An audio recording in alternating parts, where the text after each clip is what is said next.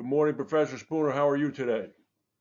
Good morning, Frank. I'm well, thanks, and I hope you are too, Thank you. enjoying the new autumn weather. Yes. I've been talking recently to my sinological colleague that I interact with quite a lot, and interested in the relationships, cultural and linguistic relationships that have developed between East and West Asia over the millennia. And when I started working in Iran, I was always puzzled by the fact that they seem to confuse green and blue. And I recently found that the same happens in China. And then I found in a science magazine called Nautilus, which my wife Leah showed me, that in fact there's many countries and languages in the world where there's no distinction made between green and blue, and the word that they use for green blue is translated into English as grew. And this made me think, well, we took colors for granted. We thought they were obvious to everybody.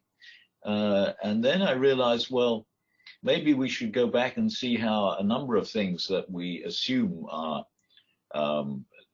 global have become global, or we take for granted as global. Mm-hmm. And of course, maybe the first one is GMT,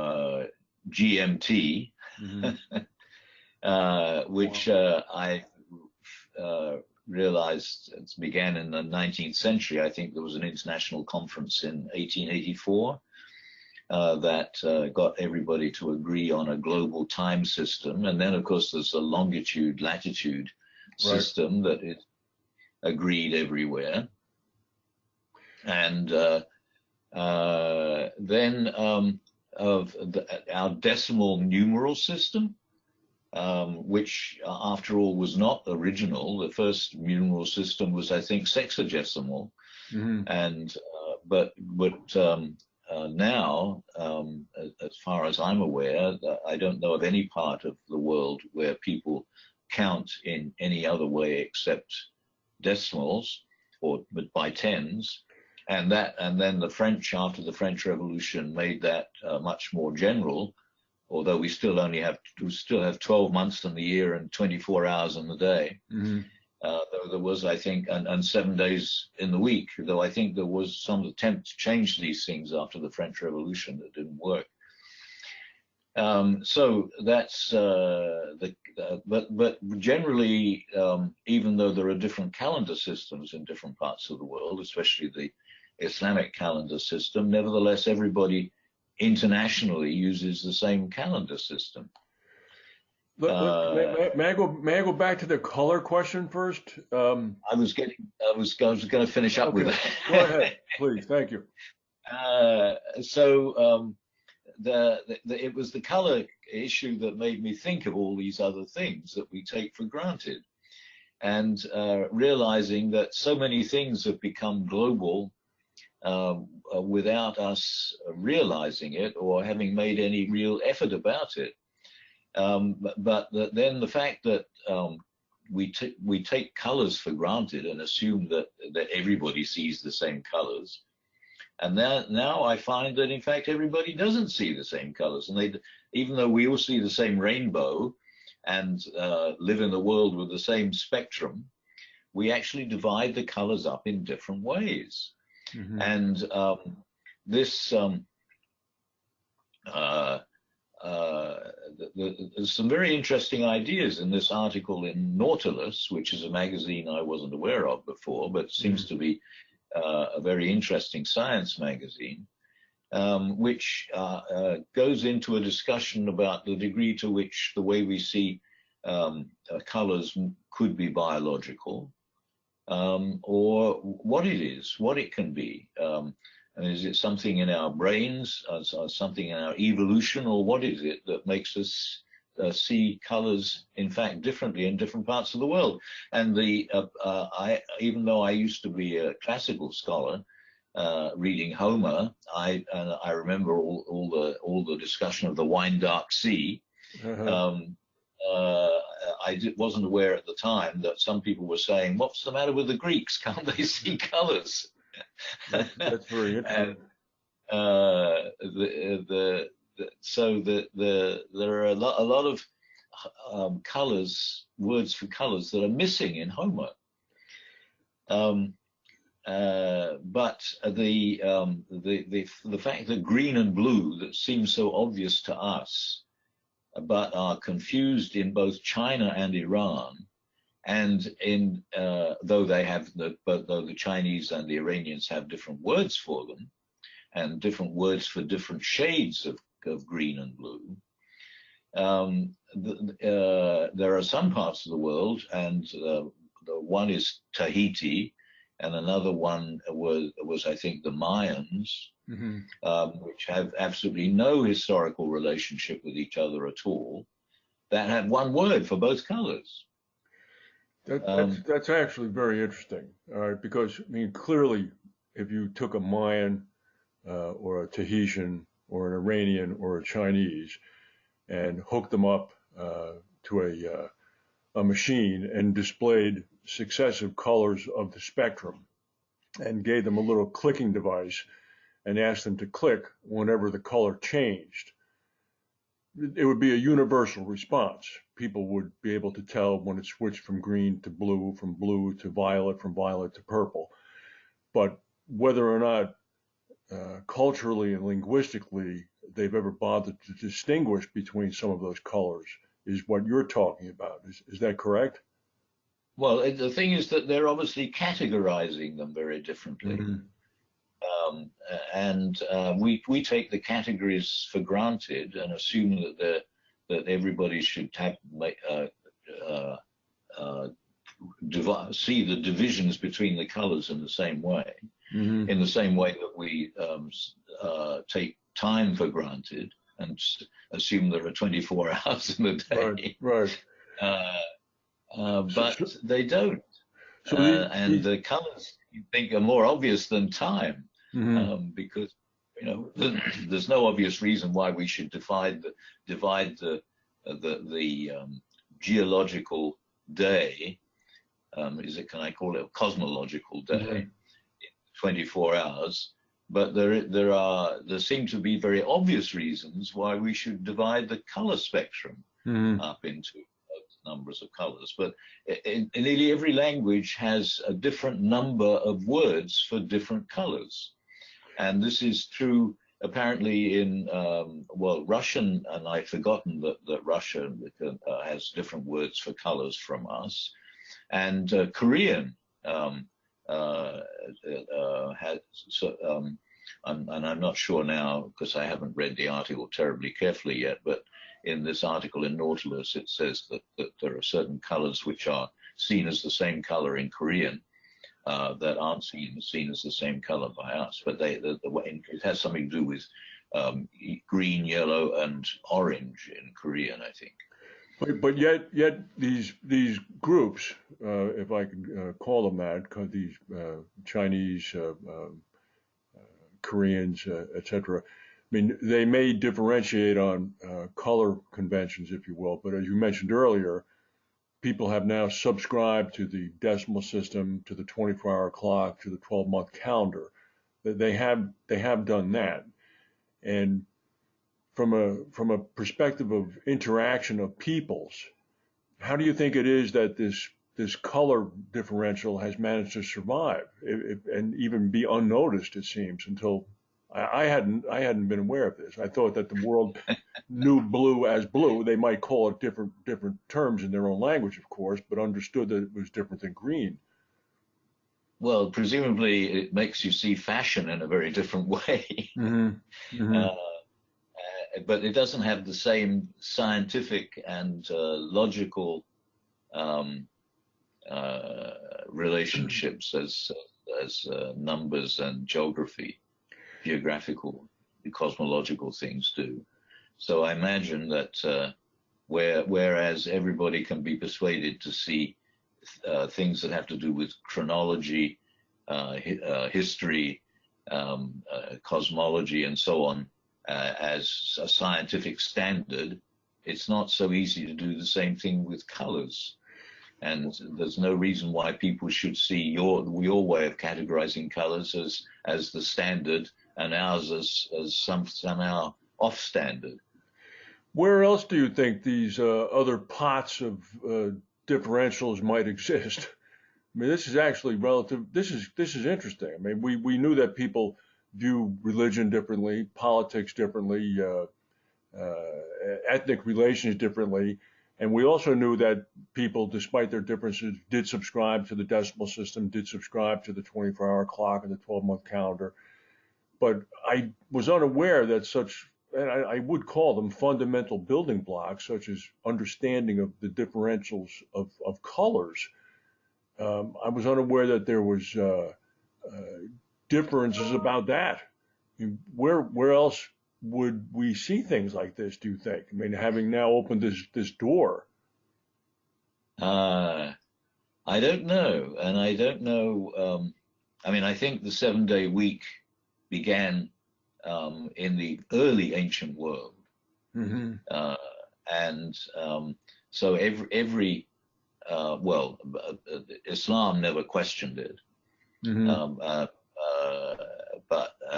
And of course it's important in Judaism as well as long before Christianity. Mm-hmm.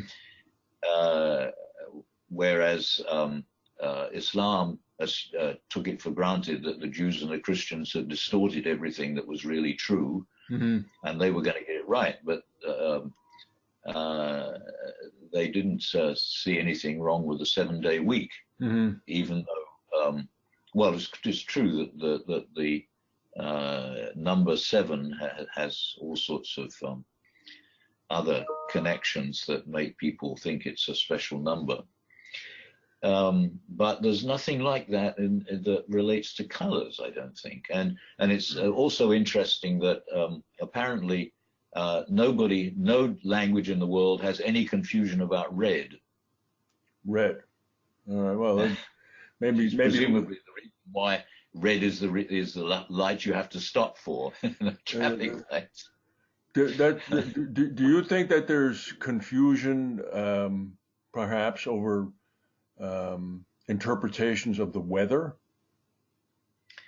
I don't know about the weather, but I mean, presumably for a lot of people, the most important color for weather is gray. Mm-hmm.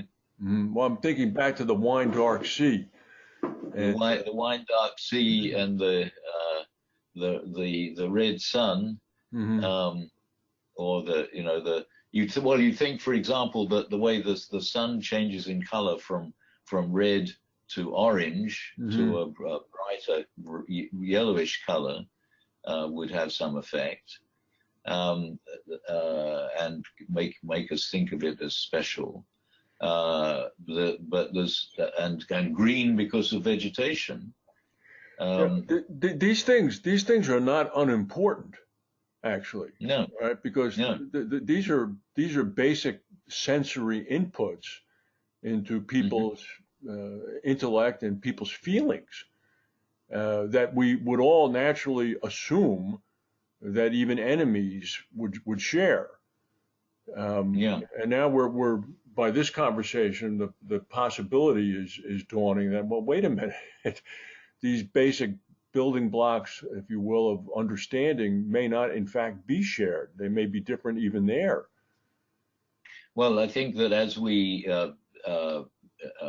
become more and more of a global community, it's going to be interesting to see how understanding of color becomes negotiated.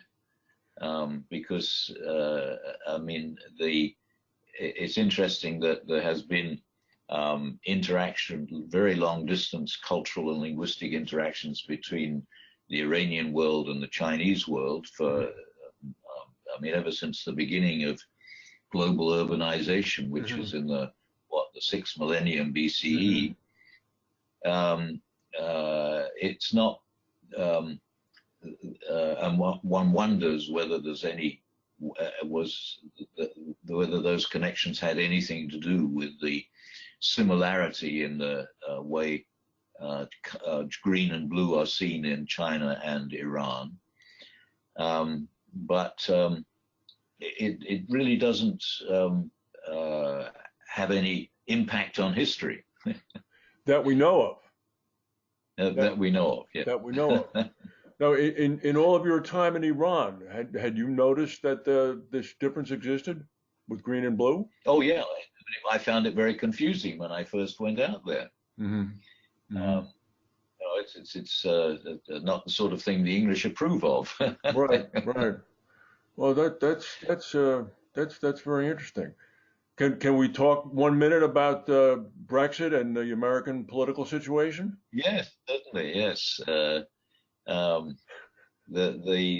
problems of what if you can't get people to agree in a democratic system in a country of 50 million or closer to 60 million, what are we going to do in a democratic global community of 10 billion?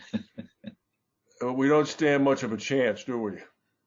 Although you're an optimist, I know that. Yes. Yeah. But I mean, it makes one think that people generally in democratic systems disapprove of the Chinese system, but there's a lot of actual democratic decision making in the Chinese system. Mm-hmm. It's just that the final answers are always imposed from the top. Mm-hmm. Mm-hmm. I mean, Brexit is an interesting test case because it was an important move in the direction of globalism, and the British, who like to think of themselves as different from everybody else, didn't like it, but they can't work out how to get out of it. Mm-hmm. And Mm-hmm. one wonders what's going to happen at the end of this month. Well, it's as fast moving a situation as there is in Washington now. I mean, it's the same thing there. It's week to week. You just wonder what's going to happen. And when we have these calls each weekend, and you look back at what's occurred the previous week, it's almost unthinkable because we would never have predicted that things would happen as quickly as they have. So I don't know. I really don't know. I was very surprised what happened in London yesterday. I knew he didn't have the votes, but I didn't think he would throw the towel in so quickly on requesting the extension. I've been surprised what's going on in the United States. It's as if the president has no idea that the house is on fire around him. He's just out flailing about. So I can't imagine what it'll be next week. And Syria. Yes, and Syria. For 10 years, there are no answers. Nobody knows what's going to happen, and it's amazing that America, that has liked to think of itself as the world's policeman for so long now, is just withdrawing, or at least is. America hasn't, as a political system, really agreed to withdraw, but it's been withdrawn. Correct. Which is making it much more complicated.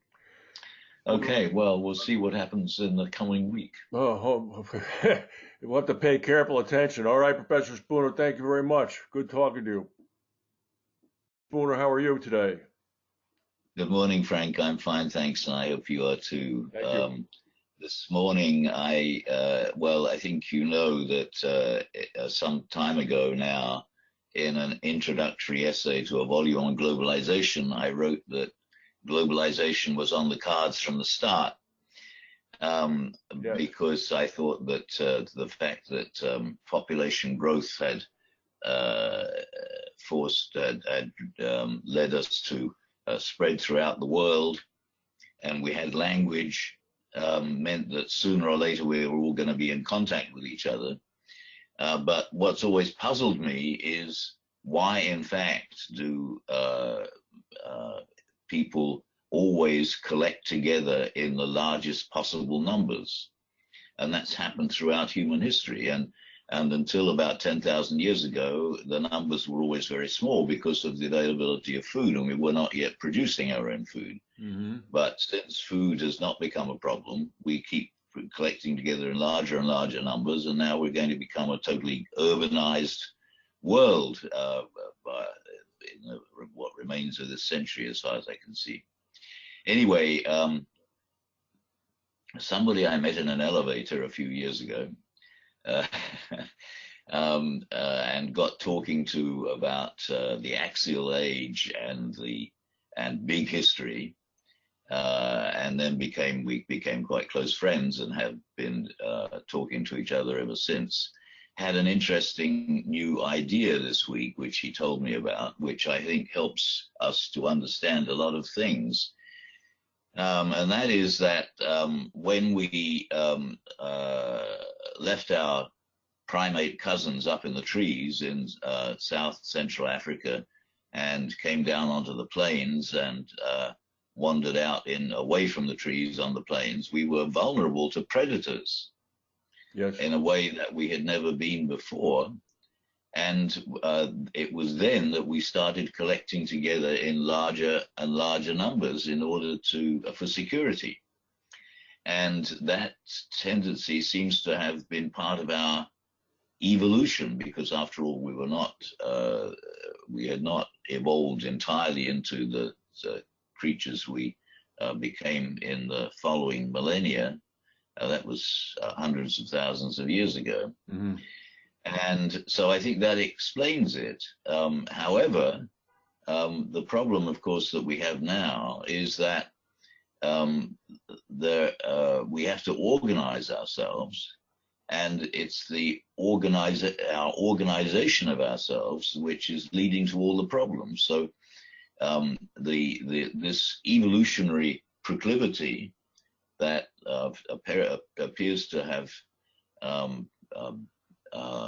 been launched a few 100,000 years ago is still driving us to collect together in larger and larger numbers. And now there are really no restrictions on that process. Mm-hmm. But because as the numbers get larger, the organizational problems get bigger. All the problems we're having in globalization have to do with different forms of organization. And of course, when the literacy helped us to develop much larger forms of political organization and economic organization, for that matter. And then the age of empires started with literate administrations some 4,000 years ago, and lasted really until the middle of the last century, when we finally got rid of the European empires. But the empires really did bring things closer together. Mm-hmm. But the problem with the empires was that they divided the world up into administrative districts, and when they disintegrated and ceased to be empires in the middle of the last century, or in the first since 1900,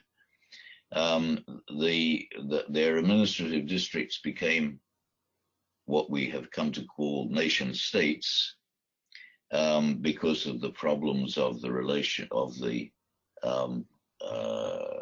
interrelation of spiritual and political authority, mm-hmm. which we've sold in some ways for some periods, as with the Pope and the archbishops and so on in the Catholic Church, but not on a permanent basis, as we can see with the Reformation 500 years ago. Anyway, so now we have this problem of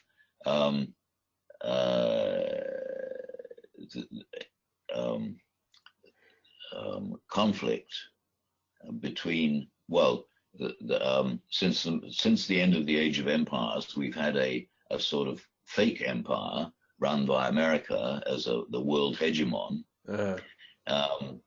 and that has added to the problems of the formation of nation states, because the whole point of the formation of nation states was that each state would be independent in terms of religion as well as political organization, and it would, and no state would have the right to tell neighboring states what the correct interpretation of the Bible was. Mm-hmm.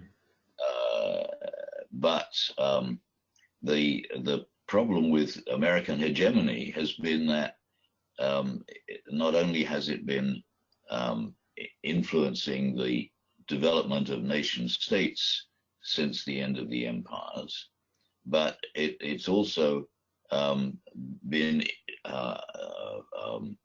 exerting cultural influence in other ways. And so now we have this terrible problem between, well, with Iran, for example, in the Middle East. And last Friday, when we were unable to meet, I spent the day in Washington at a board meeting of an organization that is a consortium of American universities, and I was representing the University of Pennsylvania, working out how to solve some of the problems, current problems of the American Institute of Iranian Studies, which is an organization that began in the late 60s that I've been involved in ever since.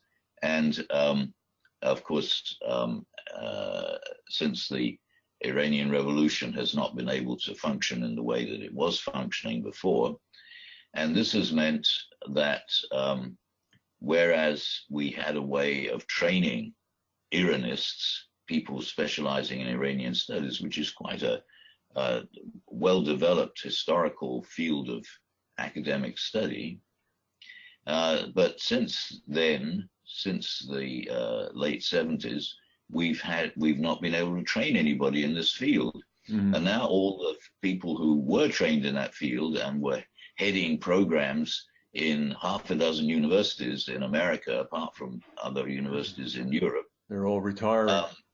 Are retiring, and there's nobody to replace them. Mm-hmm. Mm-hmm. So this means that whereas up until 50 years ago, we knew a lot about the world, that is in universities, although people in the State Department tended not to know very much about the rest of the world. Now, in the age of globalization, because of what we've been doing in other ways, we're not training scholars and scientists with experience in the world as a whole. Right. Let me jump in a little bit. You've thrown a lot at me from that one elevator ride, and thankfully you indicated that you had developed a close friendship with this person, and it was not all in one elevator ride. I fully understand the fact that Neanderthals who descended from the trees and were able to make it out to the plains, especially those who could hold their young under one arm to get out to the watering hole, and thus were forced to stand up straighter because they were carrying their young, and then do that and get back into the safety of the woods, and then come back the next day with another mother with another young child, and then groups of them eventually, in order to just protect themselves in the event of predators, so more would be able to return to the safety of the trees. And going on to where we are today, I mean, this is a blink of an eye in history, right? This is what, 30 or 40 or 50,000 years or so. So where this is going to go, I think where that group of Neanderthal mothers with their babies at a watering hole out in the middle of a plain in South Central Africa, 5 or 6 of them, 50,000 years ago, to where we are now with 22 million people living in Mexico City, or 1.5 billion people connected on Facebook, to have happened in 50,000 years is pretty remarkable. And then I superimposed that fact on the President of the United States making the speech on Wednesday in front of the United Nations, in which he said globalization is dead. It's no longer operable. It's been replaced by national patriotism. And I just don't get it. I don't understand it. Is it a complete I mean, the speech had to have been written. It clearly was not written by the president. The way he delivered it was clear. He had not read it before. It's official policy of the United States government. I mean, how is it that people are not understanding what's happening, where even the most ill-informed president of this country can stand there and make that kind of remark? I don't understand where the disconnect is. What do Well, you think? there's so much competition between political units of different sizes. So the large ones compete with each other globally, and now there's competition, obviously, between developing competition between America, Europe, European Union, and China, and India, actually. And locally, but among smaller units, so between Afghanistan and Pakistan, which their relationship's been in the news this past week because they can't agree on their border, which again was drawn by the British in 1893. And Africa is just a patchwork of these problems. So I'm afraid, in my mind, of course, I have to be careful what I say so that I don't appear to be chauvinist, but I think that America is causing more problems like this than any of the other large countries at the moment, although that may change as the others gradually become more powerful. Because to a large extent, the reason is that the people in charge of policy in this country are not academically trained to understand what's going on in other parts of the world. And 50 years ago, I don't think people in America were that well trained either, partly because they are, whereas in Europe, every country is very close to every other country, and then many of them had empires which took them to all over the world. America didn't have an empire, at least not in that sense, and had two large ponds, one on either side, which separated it from what was going on in other parts of the world. And now we're told that only 30% of Americans, even now in the 21st century, have passports. Right. So it's really is an anomaly that the economically most powerful country in the world is a center of the least knowledge about what's going on in the rest of the world. So in a funny way, when we several years ago would talk about nations or states, we would talk about states that were actively trying to thwart the forces of globalization. All right, and we would talk about countries such as North Korea. We would talk a little bit about Iran, I think, even. Where we are now, after several years of discussion, the United States has now entered that category. Yeah. Isn't that something? Well, I mean, it's such a paradox, really, that the Middle East is most of the boundaries in the Middle East were drawn by Europeans and then reinforced by Americans. And American policy since the middle of the last century has been not to export democracy, but to reinforce political stability as Americans understood it, which was not democracy, because democracy was unpredictable, partly because it wanted to nationalize local oil companies, which were American owned. Right. And Britain had something to do with this as well. I'm not Anglo-American oil. Yeah. Well, very interesting. So what do you think when you get back to your view of the progressive nature of globalization, going back to that blink of an eye to our cousins or descendants or ancestors, I should say, coming out of the trees into the plains? Uh, where are we going here? Well, I think that I mean what that explains is why coming together has been a more important part of the historical process than conflict. Mm-hmm. And now uh, there's probably more conflict now than there has been, or more serious conflict now than there has been in the past, because of these problems of organization. Mm-hmm. But I think it's going to change again as the differences in economic and political power between America, the European Union, and the other large political units, especially China and India,